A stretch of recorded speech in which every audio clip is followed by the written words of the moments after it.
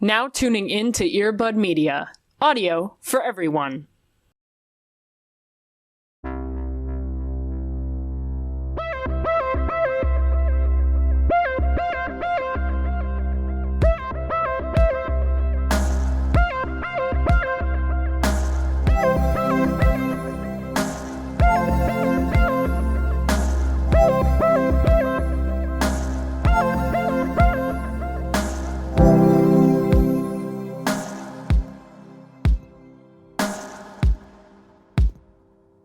Did you see that clip, by the way, of Katya asking Lisa Rinna if what she considers what she does drag?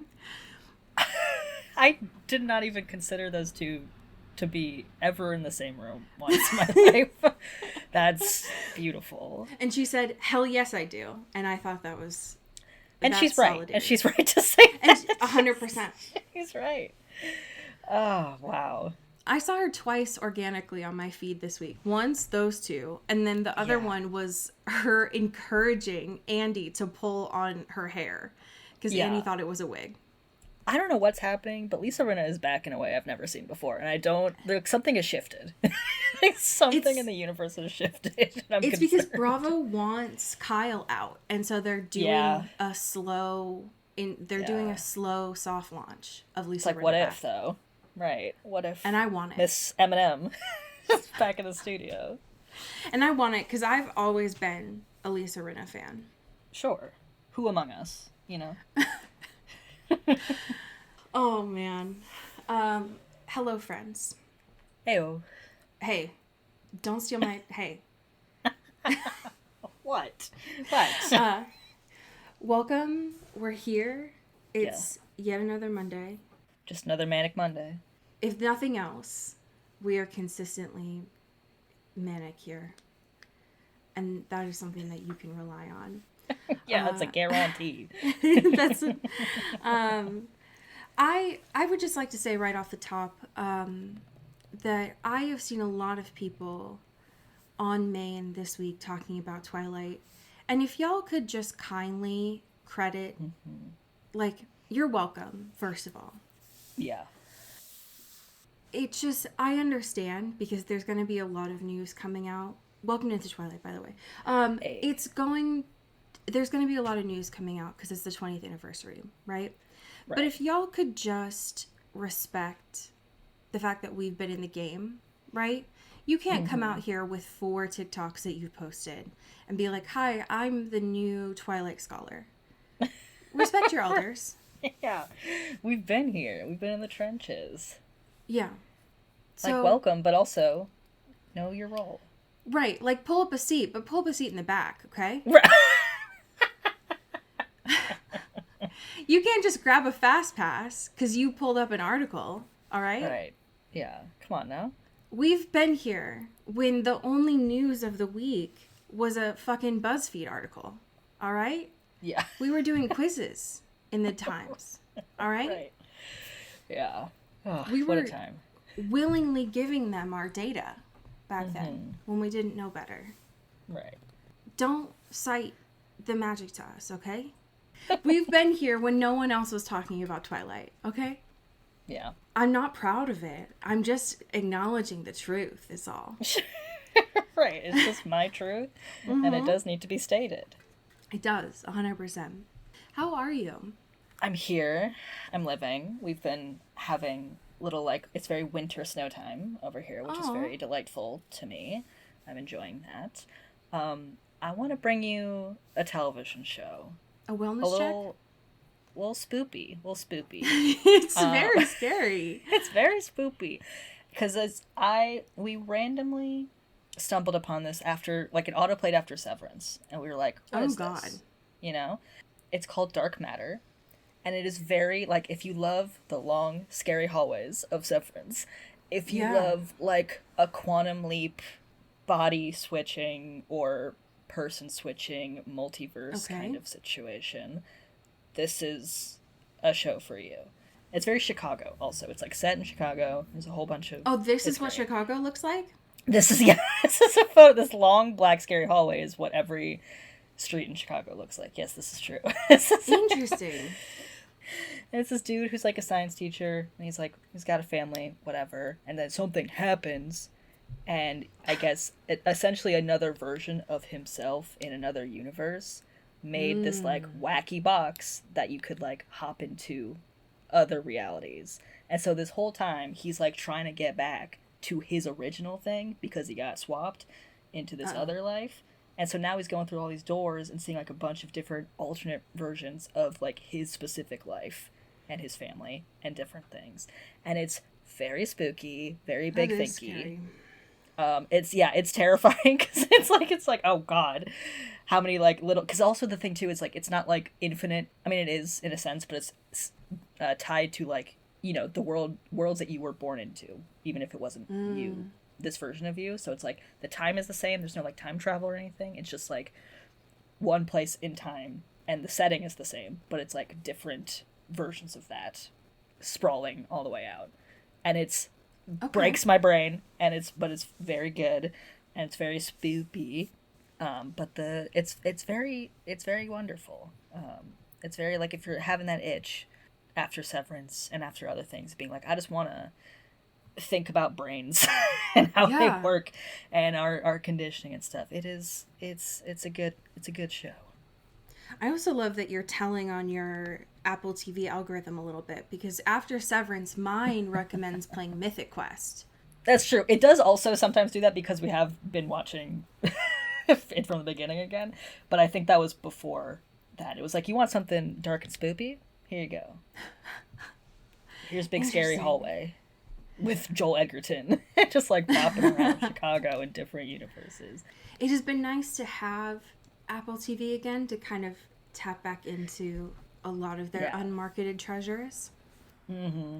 Also, a good thing about this too is it's one of those shows that I was scared when we were finishing it, because not that it like doesn't end in a way that like it could be self-contained, but I'm like, I do kind of want to see if there's something else here.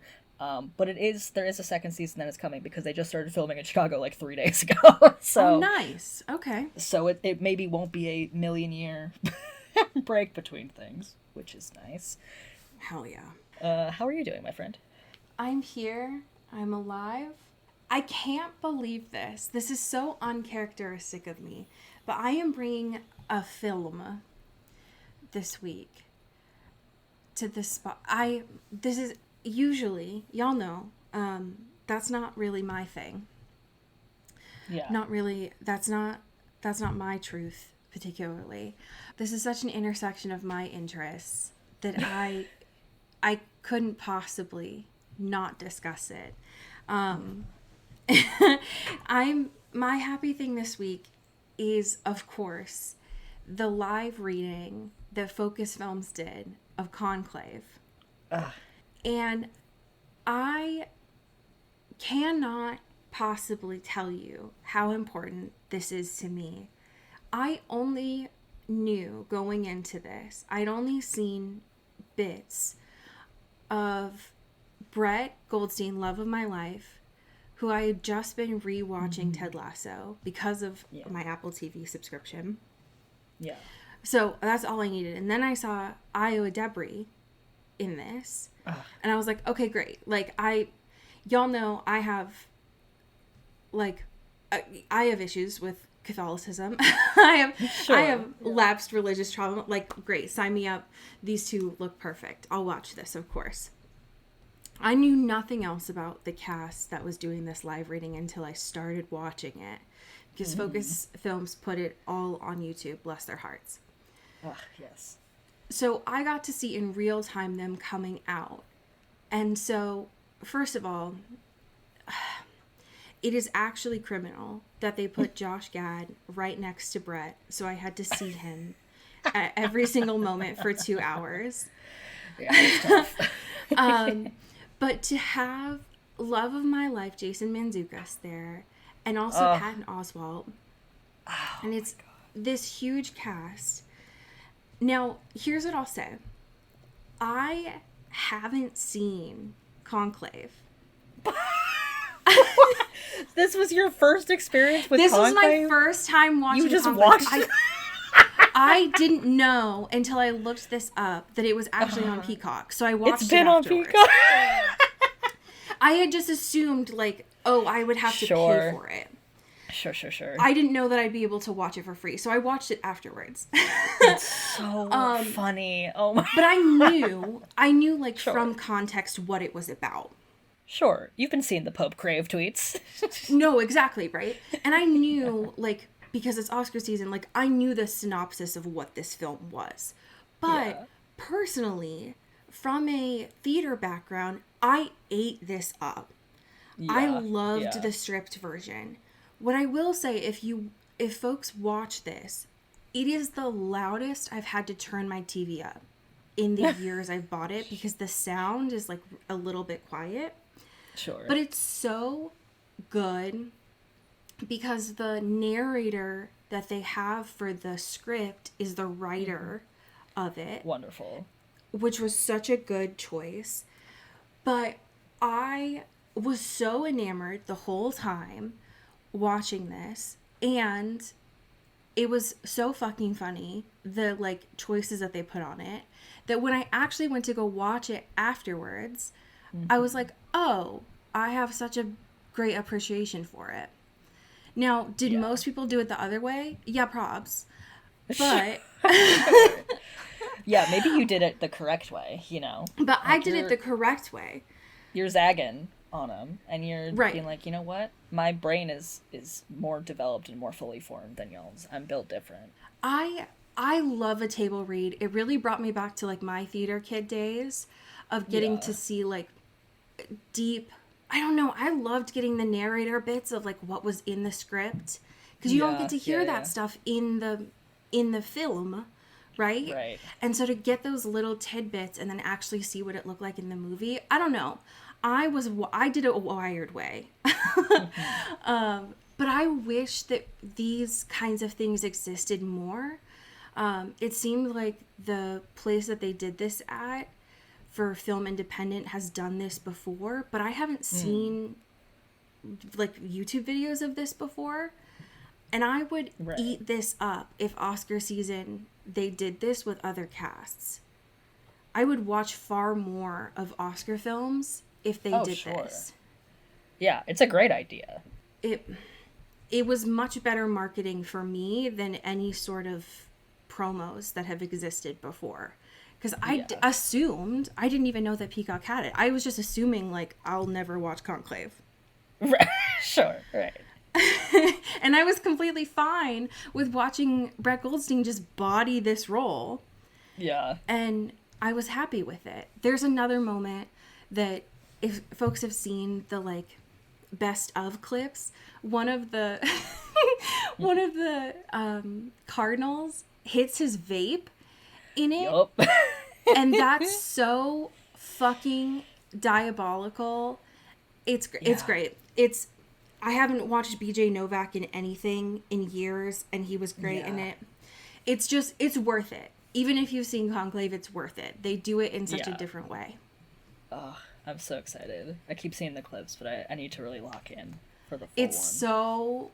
It's so good, even though Josh Gad is in it. Like, listen, you know, it's just like you can only lose them, you know? You want to lose them. But he did, unfortunately, do a really good job, which, you know, so it was really good. And it got me to watch the movie, so, you know, they did it. Here's how Conclave can still win Best Picture. God. I was already locked in, like, I already was a fan of the movie and I hadn't seen it, but then I was in it. Right. I'm gonna be honest with y'all. This news week has been a lot. Yeah. I just wish sometimes, again, we're the longest running Twilight podcast. Could y'all just give us a fucking heads up? Yeah. Left and right this week. A bunch of news. A bunch of big ticket items. Just two different whiplashes of punches in the face. And I would just love to know ahead of time. That's all. So I'm not finding out with the rest of the plebes, right? Yeah. Where do you... choose your fighter. I think we gotta do Taylor Lautner first. That seems only right. Because I can't and thank you believe this.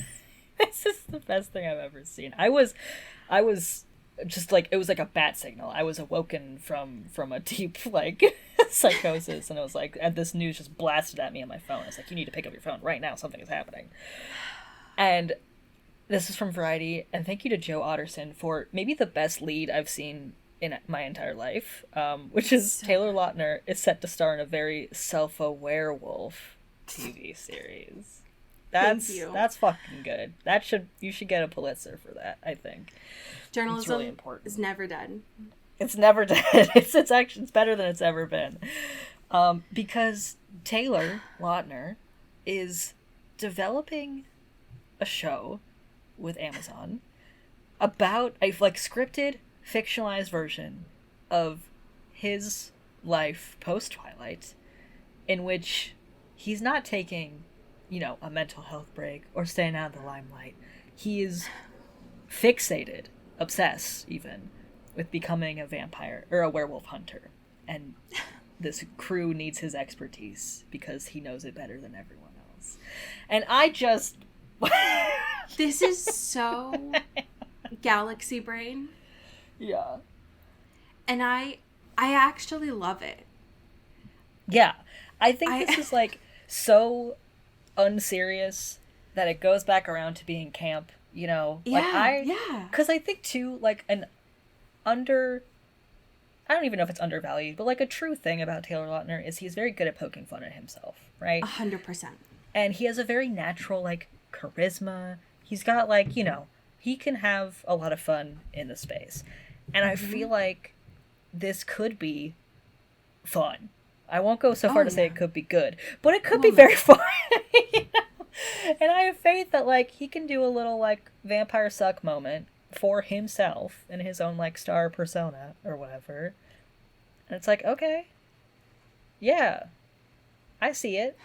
I think that he knows his niche really well, right? He knows that he's not going to be a Rob or a Kristen and do Oscar-nominated stuff. But I also never wanted that for him, right? Yeah. What he excels at is, leaning into the Valentine's Day, leaning into the backflips at the Eras tour, right? Totally. This is so good. I will absolutely be tuning in to watch him get drawn into a secret society of werewolf trackers. Because what? Yeah. I need to see him with red string and newspaper clippings. Yeah. I'm very excited about it. And I'm looking forward to it. I never thought I would see the day that he would willingly go back to any sort of content like this. But I love it for him. Yeah. I also think it's important to note that Daisy Gardner, who is the creator of this show, it seems like, also was an executive producer on Single Drunk Female, which is a good sign, and a co-executive producer on Silicon Valley. And also, I think, a writer on 30 Rock at one point. So I think that those are good omens. This is good energy. They are.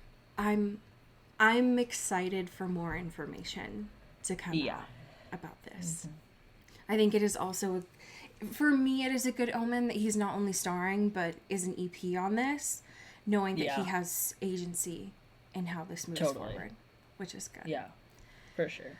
So this next piece of news comes to us from it's a People exclusive, so thank you, Raven Brunner, for this. We have some 20th anniversary editions of Twilight's whole book series coming out. Yeah. These you don't need to put money aside yet. They're not coming out until the end of September, but we do have the photo previews for them now. I'm not surprised by any of the images that I see in here. That are here. Listen, there's definitely a range of artistic vision and quality here, right? Because, and also too, Right. I think we take for granted how dog shit the some of the re-release covers have been in recent times. And so some of these I do think are actually pretty decent, right? Like the whole box set with like the stars and the flowers are really pretty. Like that's really pretty. I am very fixated though on this specific Twilight one that is like packaged like it's like an Emily Bronte novel. You know what I mean? Like it feels very much literally. like this is the energy. It's got frou-frou flowers. It's got Twilight in this like curvy font and like curved upwards. And I don't know what it is about Stephenie Meyer and her decisions for the interpretations of these books, but her obsession with this anime cartoon style for her characters is so unserious. And that is why I say that it does not surprise me. No, none of this is shocking to me, I guess. No. Yeah. It is more if I had to choose a favorite, the floral one is a little much for me. Yeah. Sure. I feel like Barnes and Noble did that to the classics a few years ago. And that is what it personally reminds me of. But I agree with you that the image of the image of Bella and Edward in those, I'm gonna hope that there was an actual artist that was commissioned for them. However, they do feel a little not even animated, but they do feel a little AI leaning just in the style. And I'm hoping not. Yeah. I'm going to lean not, but that is the style that it's giving. The nature one, I would prefer of both. But I agree with you. Even that style reminds me a lot of the illustrated editions that she did before. Yeah. Which isn't bad. It's not bad. Right. Also, I love, too, that to this day, Stephenie Meyer still just refuses to admit that Bree Tanner or Life and Death exists. No, literally. Every box set is like, and now we have, Midnight Sun in the box set, because it's like, hey, that's the, I guess that was like 5 years ago now. Jesus Christ. But like, Jesus. But still just being like, yeah, we're going to just swap that in and forget the other two. Like, fuck Bree Tanner, I hate her. Get her out of here. It's like, what? Hello? Okay, I see. It's rude. I think that when I actually expand the nature-esque one, I like seeing the individual covers of them. Yeah, they're really pretty. And like the little sparkles on the side, very fun. Those little pages, very cute. I don't mind it. I think that the kind of person who would get this would be a true collector, right? Totally. And I agree with you. I think that having all 7, having Life and Death, having Bree Tanner would only make sense. Because if you're looking at them on your shelf, why would you want 2 that don't fit that aesthetic? Right. Yeah. To me, when I actually look at the full covers of them, I love this New Moon one. To me, they feel up there with the all-white ones. It's hard, though, because I loved the all-white ones. Yeah, those ones are really chic. But to me, the back of this with the 2 of them is just so... I just, like, the way they've mocked this up, too, because it makes it seem like... I think they're supposed to be, like, the pages, right? Of, like, on the spine, or, like, the outside of the spine. But, like, the way they've mocked it up, it looks like... You're just, like, looking dead-eyed at them while you're reading. And also, it doesn't make sense because the first page, you're on the first actual page of the book. So it's like, why are we seeing both? This is not how this would be laid out. Why are they both staring at me?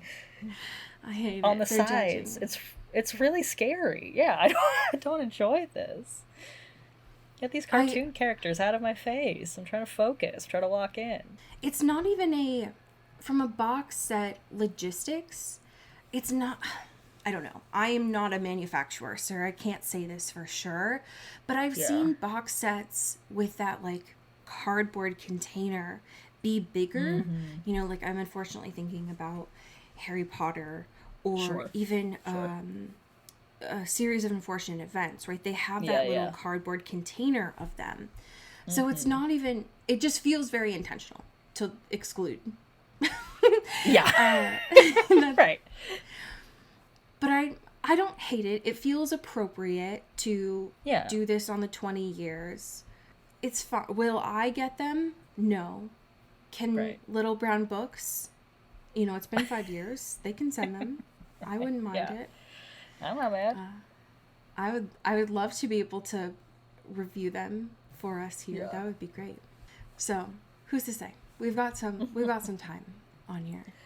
Yeah. So, to be able to see Book Talk reviewing it just felt a little jarring. I was like, how are all these people talking about this? How'd you find out about this? It was a lot. I am very curious to know your thoughts on the episode this week, which is, just so that everyone is aware, is season 4, episode 4 of the Vampire Diaries. It is titled The Five. You're like, oh, you thought. Right. Let's do a funny one. This episode, my main thought, and this is a consistent thought I've had throughout this series, but it really strikes home on this episode. I'm sick of these fucking dudes, man.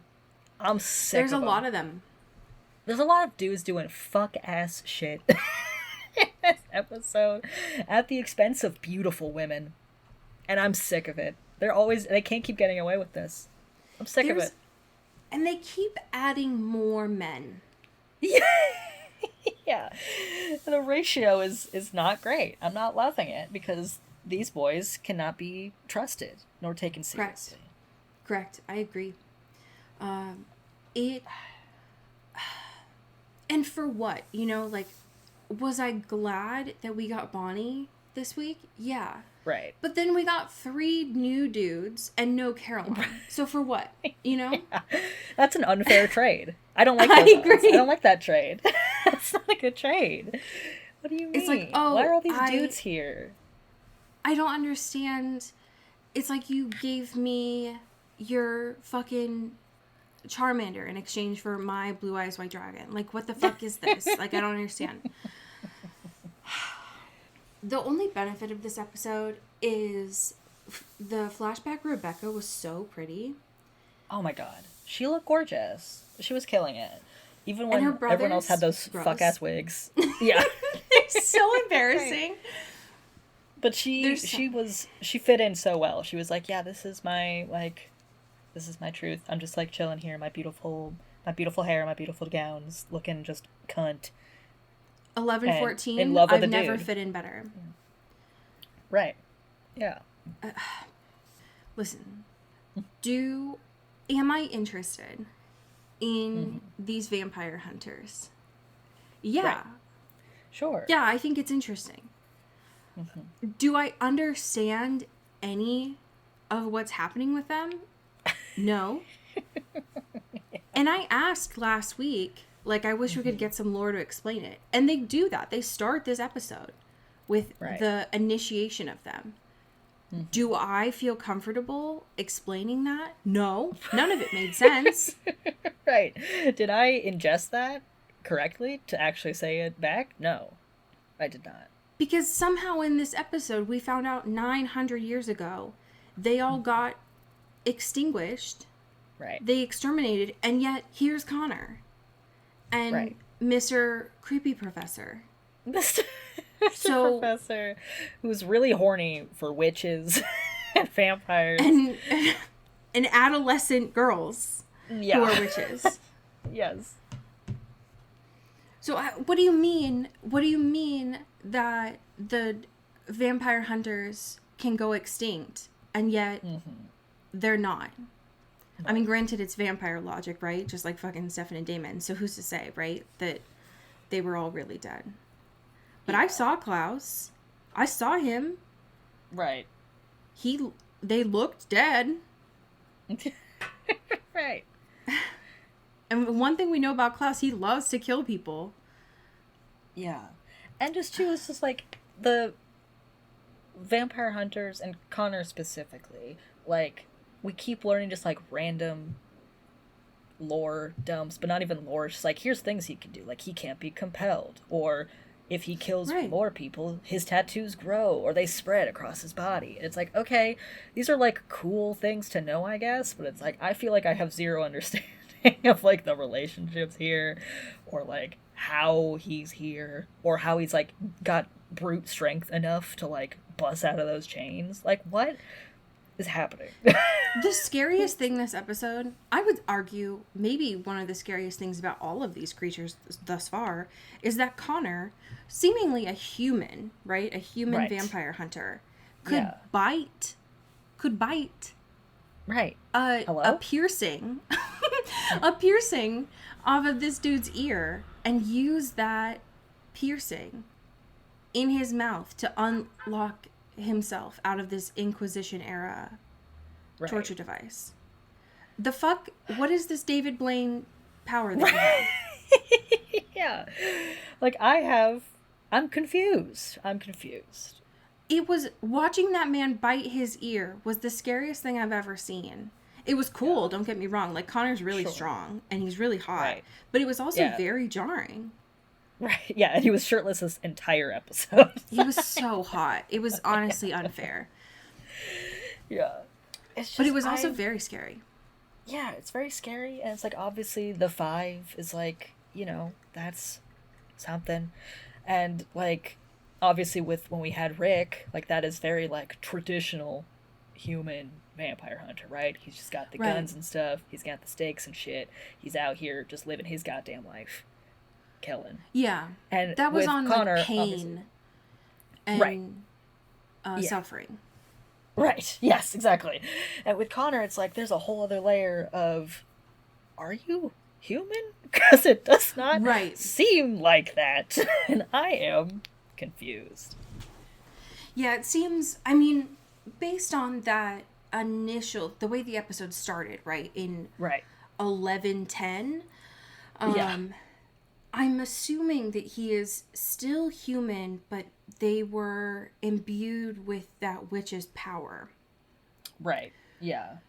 So, human plus, right? Yeah. Right. Still mostly human, but it's got a little spice. Got a little bit spice. Right. A little seasoning on yeah. A human asterisk, I guess. Yeah. Yeah, it's like technically a human, but in the same way that I guess, honestly, the same way that Jeremy is still a human. Right, yeah. Right, and then you can see both his ghost ex-girlfriends and then also tattoos because he's got some sort of, I guess maybe that does make more sense with the Jeremy thing too, of like they've both been touched by an angel. Touched by a witch angel and like has some sort of connection to the afterlife, you know. By the way, so maybe there's the link there. I don't know. Yeah. That moment was so funny where Connor was like genuinely hurt. He was like, Jeremy, I don't understand. I thought that we were besties. Why did you betray me? Yeah. It's like, fuck off. Okay. Jeremy was like, I literally knew you for 2 seconds. What the fuck? Yeah. We've spoken like one time. You came into my school. Yeah. Yeah. You were an adult who came into a school for children and locked me in a room and showed me your tattoos. My fingers were crossed, so fuck you, Connor. Right. Yeah. How about that? No take backsies, all right? Yeah, the language that Connor used in that moment was so weird because he was like, I don't understand. You are supposed to be able to see the tattoos if you're a sympathizer. And Jeremy was like, ew. Yeah. I don't want to... Get away from me. You're not my dad. Yeah. My dad's dead. Jeremy's like, I don't even have the time to figure out how my brain works. I'm not going to add another... Like, you know what? I've just accepted that sometimes I see shit. And I'm just going to let... live and let light, you know. I'm not going to interfere. I'm not going to look into it. I truly could not care less because I don't want to know anything more about me. Exactly. At all. It has to do with the supernatural. I'm truly just at the whims of so many different creatures at this point. I haven't had a chance to decide what I wanted to do in years, Connor, so truly fuck off. Yeah. Sorry, bud. Can't help you. I am just here to draw pretty pictures that I see on your naked abdomen. All right? Can we just help me help you? Okay? Yeah.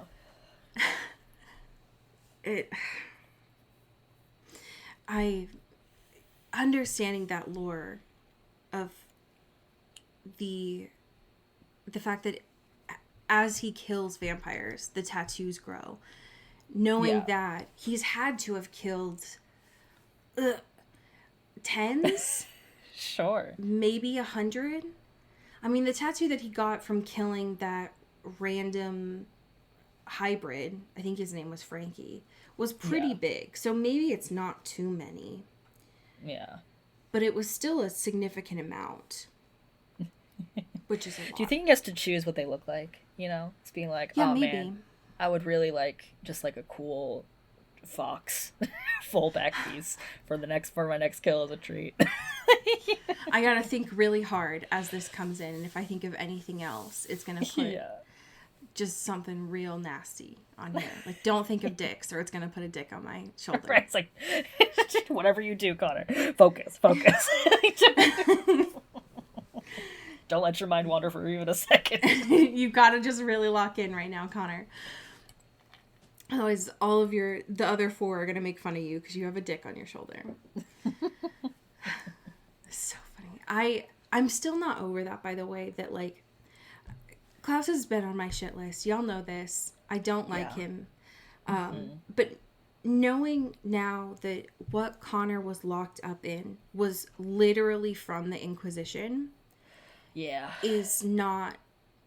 We just breezed by that. And I know it was from Stefan in that moment. So I didn't expect him with his 2 brain cells to linger on that. But I'm just not okay with it. That's very weird. Yeah. That's not great. The 3-dimensional chess that was happening between Klaus and Stefan and Rebecca this episode was more painful than I had anticipated. I was so angry for my girl. Because she's all out she here. experiences is just pain. She can't get a fucking break. And her own brother is like, you stupid, stupid girl who, like, could almost ruin an entire species because she's so dickmatized. Like, fuck you, you're useless, you just fall in love with whoever gives you any attention. And it's like, yeah, dog, she kind of had a pretty rough go of it with her family and stuff. I think she's warranted that, sir. And keeps negging her about all this shit. And then Stefan comes in and, like, tricks her into having an actual vulnerable moment of being like, let me talk about Anthony, let me talk about what happened, and it wasn't even him fully, it was the fact that maybe there's a cure, and I want that more than anything, and I'm being vulnerable, and this is my truth. And he fucking turns that shit around. It's like, oh, by the way, your brother's been listening, and we're gonna use that information, thank you. It's like, fuck off. It was so nasty because Stefan did it twice. He did it once at the grill, where he was like, hey, April, fuck off for a second. Me and Rebecca are going to have some girly time here. And he was like, hey, Rebecca, so remember how we had that fling in the 20s? Let's team up against your brother. And it'll just be us girls against the world. And she's like, seems suspicious, but okay. And then he does it again at the end of the episode where he was like, yeah, so Alexander, that seemed real bad, right? By the way, if we did find that cure, I would take it. Because I would love it, not only for Elena, but, like, I would take it too, so that Elena and I could, like, get old together and die. And she's literally crying because she's been thinking about Alexander and how she had to bury him where they were going to get married together because Alexander had offered for them to get married before he literally stabbed her back then. All of this so that Stefan could find out where Alexander had been buried with the sword, because the sword's a map, like it's fucking Dora the Explorer. Right. And he's like, cool. Thanks so much. Now you're going to die again, even though you just died like 3 episodes ago. Uh-huh. The thing that killed me is that we just saw Rebecca go through so much shit. And she knows not to trust her brother, because her brother's literally a fascist piece of shit. Right. But yes. what killed me was not even Klaus looking at her, like you said, and being like, you're a hopeless fool, love's fake, all this stuff. But she looks at him and is like, all right, you piece of shit. Look me in the eye and do it. Like, yeah, you've got this dagger with poison, do it. Like, kill me. And this motherfucker can't even look her in the eye when he kills her. You are nasty. You're nasty. Fucking coward. This is like the third time, maybe, that you've killed your sister and you can't even look her in the eye while you do it. I want to respect you all who love Klaus. I want to understand it. I'm struggling.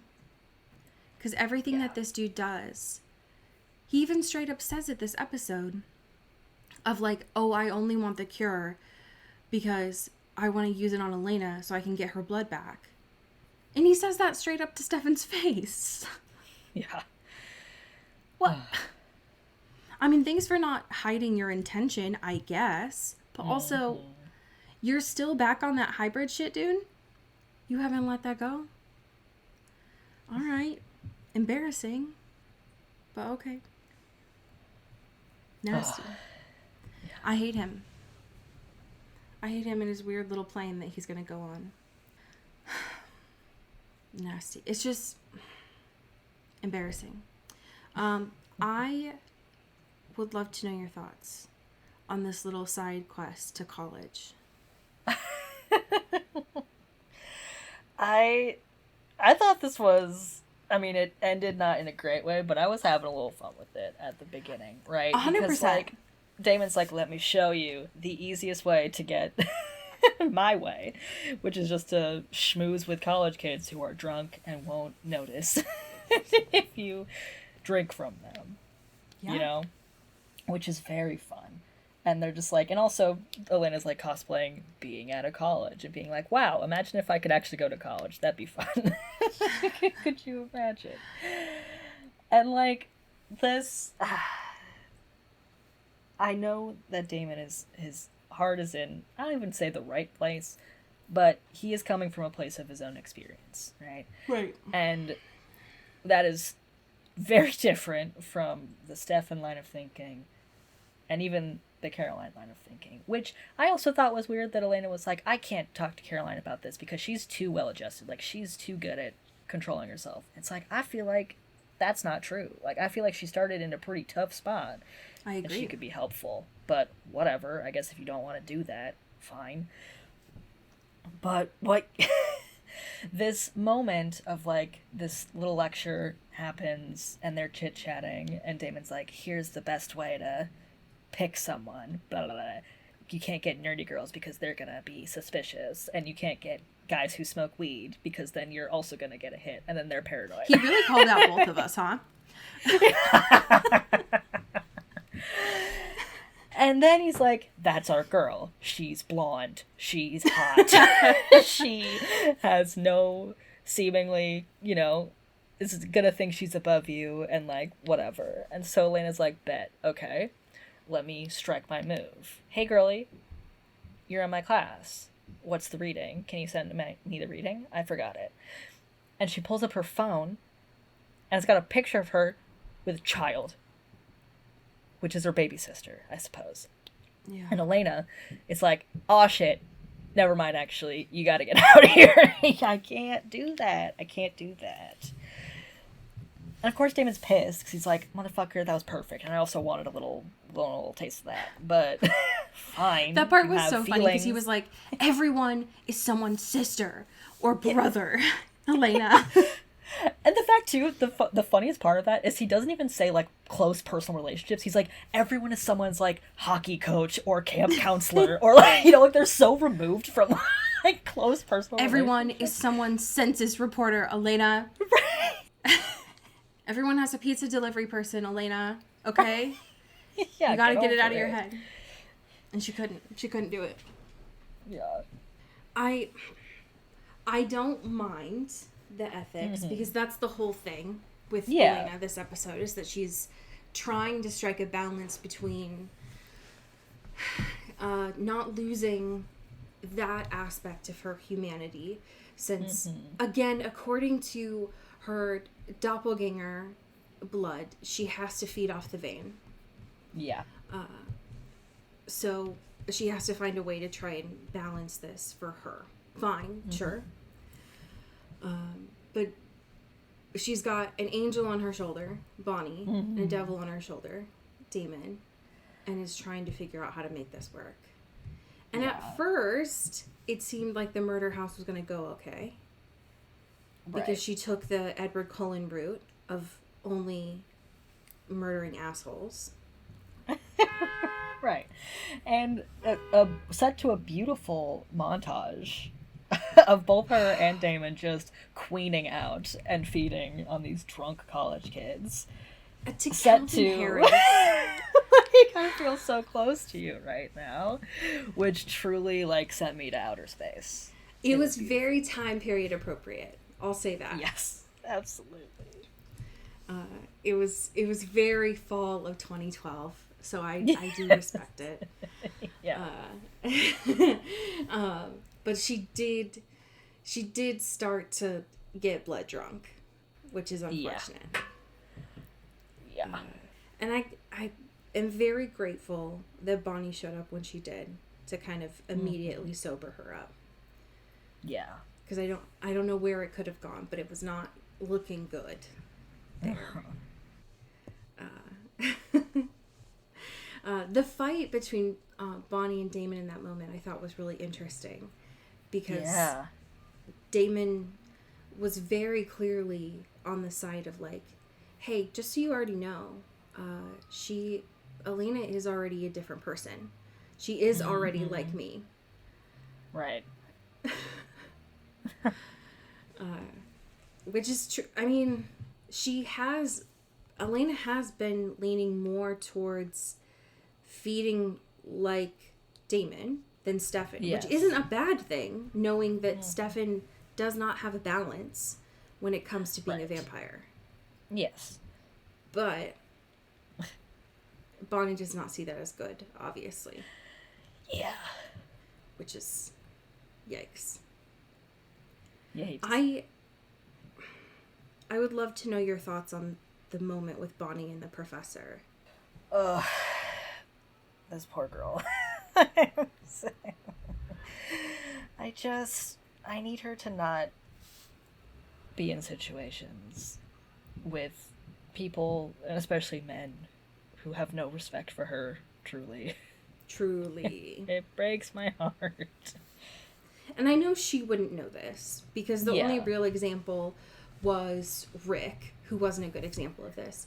Right. But just so you know, Bonnie, professors aren't going to be at house parties. Right, yeah. That's not going to happen.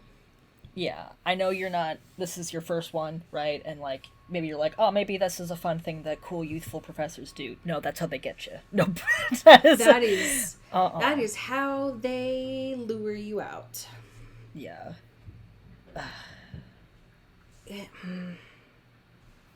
No, Bonnie.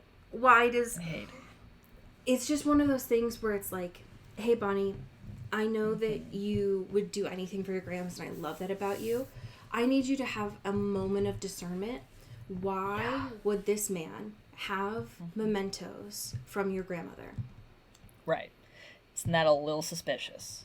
And I get it, right? Like, it is in no way surprising that artifacts, like historical artifacts of any value about your family would be spread across in different institutions, right? Like, especially like black historical mementos would be at colleges rather than with families. That's not surprising to me. However, Bonnie, I need you to have some discernment here of like, is this a trap? Right. And he's just saying, no, I'm not a witch. I just know a lot about them, and I could help you. Bonnie? Red flag. Red flag. No, Bonnie. Run. Take the Cujo and run. Right, yeah. Take what's yours and get the fuck out of here. Right, exactly. Don't tell this man anything about you. Don't say that you don't practice anymore. Don't tell him anything and just go away. Yeah. Oh, no.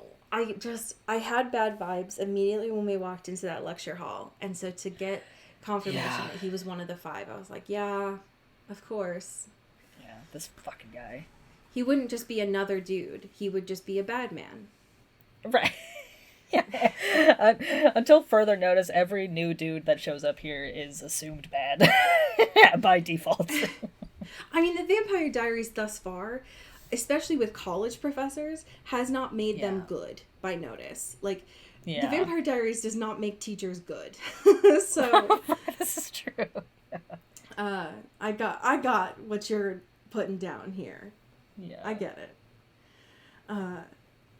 The one thing I'll say about the college part that killed me is there was a moment, I think, right after when Elena fed off of that roofied guy, when she hugged Damon, and he closed his eyes in that hug, and I just wanted to die a little bit. Yeah. Because he was having such a good time there. And so to see that conversation at the end with Bonnie where she was like, I can't do this, I don't want to be like Damon, he was like, oh, well, fuck me, I guess. Yeah, fuck my drag. I thought we were having a kiki. I thought we were having a good time, but oh shit, okay. So that means you hate me and you don't want to be anything like me. Got it. Cool. I guess we'll just I thought have we were having fun. another fight on your porch. Yeah. Great. This is one of his favorite activities, yeah. Knowing that Stefan was there made it so awkward. Yeah. Just being like, well. Looky here. Are you all about to kiss again? Should I leave or what's up? Yeah. Do you hate each other again? Do you love each other? I'm confused. Someone give me a TLDR. Thank you. And I was hoping, because this episode started off with Stefan and Damon being like, well, at least Damon anyways, was like, we're fighting. And Stefan's like, no, we're not fighting. Stop. You're fighting. It's fine. I'm not fighting. You're fighting yourself and everyone around you. I'm like annoyed at you as a brother would be, but like I'm chilling. I'm fine. I'm over the whole you sucked, Elena's stuff. Okay, like you're fed Elena. Like whatever. I'm chill. And Damon's like, no, I have to be punished. Like I have to punish myself. Having it end with them going back to lying to each other. Yeah. Is and not only is it frustrating, but it's bad because these two, on a good day, don't communicate with each other. Right. So it's going to be catastrophic if they're intentionally lying. And it's, I'm nervous. Yeah. It's not a good sign on the air. But I'm curious about next week. It is actually episode 5, and it is titled The Killer. It is not boding well for Miss Elena. Yeah. This photo is very much giving like that one scene in Black Swan. Where it's like the writing, the lipstick writing on the window or the mirror being like, scrub it. I'm just based on this photo alone, I can only hope that we're getting another like locked in the high school and there's some drama afoot, but I don't know. We shall see. We have some amazing patrons to thank. Would you like to start us off? Absolutely. Thank you to Greg Lautner. Ooh, thank you to April Dobrev. Ooh, thank you to Kristen Stewart. Ooh, thank you to Callista Lockwood. Pew. Thank you to Sean Salvatore. Ooh, thank you to Megan Pattinson. Ow. Thank you to Katya Karp. Ooh, thank you to Genevieve Morgan. Ooh. Thank you to Danielle Burke. Ooh, thank you to Janae Bennett. Pew, pew. Thank you to Sophia Salinger. Ooh, thank you to Dan Zeklos. Ow. Thank you to Emily Ozera. And last but certainly not least, thank you to Jaylene Ivishkov. Pew, pew, pew. I have a fanfiction for you that is by the author Shadow Boxer Baby. Okay. It is titled Red. Uh-huh. And the summary is set in the aftermath of Season 4, Episode 4, and the Sire Bond, and it is from Elena's point of view. Okay. This is all one chapter. It is her and Damon talking. Don't pretend it wouldn't send you into a panic if I did. If I told you right now that you're right, if I told you that I did want to come here with you, and I do want to kiss you, and if I told you that I made the wrong choice and I want to be with you, don't pretend it wouldn't scare the shit out of you. He goes very still, but he doesn't blink. Do I look scared? It was a hypothetical. If you thought there was even the slightest chance I would act on it, try me. Elena has never been one to take dares, but he is looking at her with so much assurance and so much hope it makes her ache. And she could blame it on the whiskey, or the blood, or a passing moment of insanity, but the truth is that she is thinking of their interrupted night in Denver and one-off encounters on her front porch, and she is realizing that he has never kissed her with any expectation of ever kissing her again. The truth is that she is too curious to resist. She needs to know what that Damon looks like, the Damon who gets what he wants. She needs to know what comes next. End scene. Oh, sheesh. Sheesh. This fanfiction has almost 6,000 words. So if you would like some yearning, please enjoy the pain that is created by Shadow Boxer Baby. Wow. Yeah. As if we don't get enough of it each week. Right. Well, my friends, please enjoy saving up some money, if you choose to, for the collector's editions. I know I might be looking into that. Yeah. I'm also going to be looking into that very scary show that you recommended. The very screen accurate Chicago, as some might say.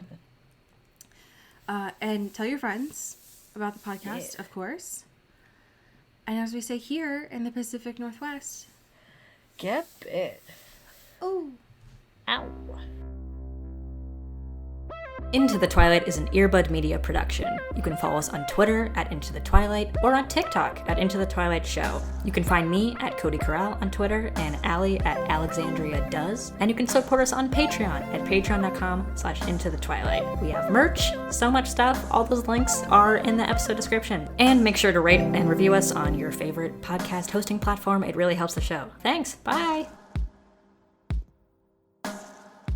You've been listening to Earbud Media Production. Earbud Media, audio for everyone.